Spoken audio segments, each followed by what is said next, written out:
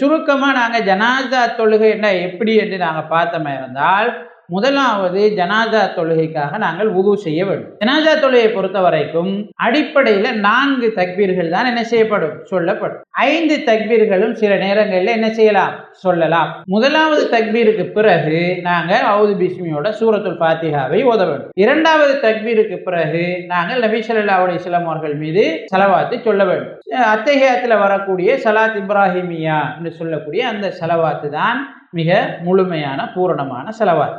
அந்த ஸலவாத்தை நாங்கள் சொல்லலாம். மூன்றாவது தக்பீருக்கு பிறகு ஜனாசாவுக்காக நாங்கள் என்ன செய்யறது, பிரார்த்தனை செய்யறது. அல்லாஹும்ம ஃபிர் லஹு வர்ஹம்ஹு வஆஃபிஹி வஅஃபு அன்ஹு வஅக்ரிம் நுஸுலஹு வரக்கூடிய இந்த நீளமான துஆவை நாங்கள் என்ன செய்யலாம், ஓதிக்கொள்ளலாம்.